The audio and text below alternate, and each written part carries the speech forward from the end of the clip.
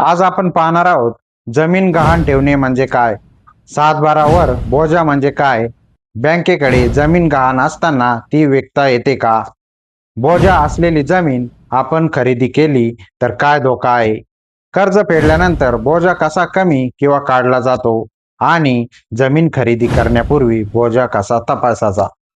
चला हे सर्व अगदी सोप्या मराठीत समजून घेऊया. समजा एखाद्या व्यक्तीने बँकेकडून 10 लाख रुपयांचं कर्ज घेतले. कर्जाच्या सुरक्षितेसाठी त्याने आपली जमीन बँकेकडे गहाण ठेवली. यालाच सोप्या भाषेत मॉर्गेज म्हणतात, म्हणजेच गहाण म्हणतात. ट्रान्सफर ऑफ प्रॉपर्टी ऍक्ट 1882 च्या सेक्शन 58 मध्ये मॉर्गेजची व्याख्या दिली आहे. आता प्रश्न आहे, सातबारावर बोजा म्हणजे काय?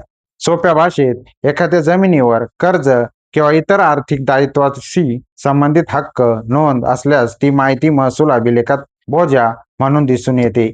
म्हणून तुम्ही जमीन खरेदी करणार असाल तर फक्त मालकाच्या नावावर जमीन आहे एवढं पाहणे पुरेसे नाही.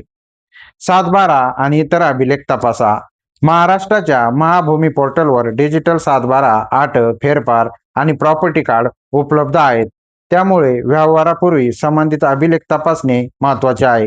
आता समजा तुम्ही जमीन खरेदी करायला गेलात. मालक म्हणतो, जमीन माझ्या नावावर आहे, तुम्ही पैसे द्या आणि खरेदी खत करा. पण सातबारावर बोजा आहे. मग इथे सावध व्हा. बोजा असलेली जमीन दिसताच घाईने पैसे देऊ नका.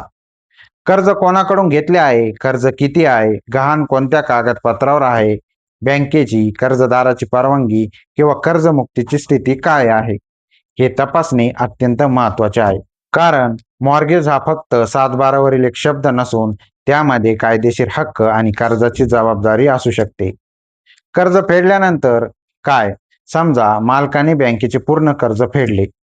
Transfer of property act section 60 नुसार कर्जाची रक्कम फेडल्यानंतर गहाणदाराला संबंधित कागदपत्रे परत मिळवण्याचा आणि गहाण हक्क संपुष्टात आणण्याचा अधिकार असतो, कायद्यातील अटीच्या अधीन. त्यानंतर संबंधित महसूल अभिलेखातील बोजाची नोंद कमी किंवा काढण्याची प्रक्रिया पूर्ण झाली आहे का हे तपासणे महत्वाचे आहे. एक उदाहरण सांगतो. समजा एक व्यक्ती तुम्हाला 5 एकर जमीन विकत आहे. तुम्ही सातबारा पाहिला, त्यावर बँकेचा बोजा दिसतो. अशा वेळी काळजी करू नका, मी पैसे देतो आणि नंतर बोजा काढू असं म्हणून व्यवहार करण्याआधी थांबा. प्रथम बँकेकडील कर्जाची स्थिती, संबंधित कागदपत्रे आणि व्यवहाराची कायदेशीर रचना तपासा. गरज असल्यास कर्ज फेडून बोजा कमी किंवा काढल्यानंतर व्यवहार करण्याचा सुरक्षित मार्ग कोणता आहे याबाबत बँक आणि जमीन व्यवहाराचा अनुभव असलेल्या वकिलांचा सल्ला घ्या. खरेदीदाराने कोणती कागदपत्रे तपासावीत? सातबारा, अट, फेरफार नोंदी, खरेदी खत, प्रॉपर्टी कार्ड लागू असल्यास आणि उपलब्ध असल्यास संबंधित गहाण किंवा कर्जाची कागदपत्रे आणि बोजा कमी झाल्याचा पुरावा. आणि सर्वात महत्वाचं म्हणजे जमीन खरेदी करताना फक्त मालकाचं नाव पाहू नका, जमिनीवरील कोणताही बोजा किंवा कर्जाचा हक्क आहे का हे नक्की तपासा.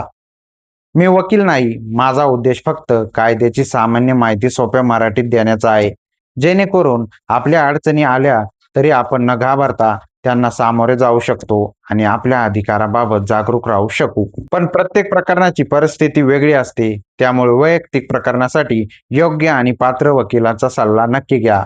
भेटूया पुढच्या एपिसोडमध्ये. कायद्याची माहिती घेऊया अगदी सोप्या मराठीत. धन्यवाद.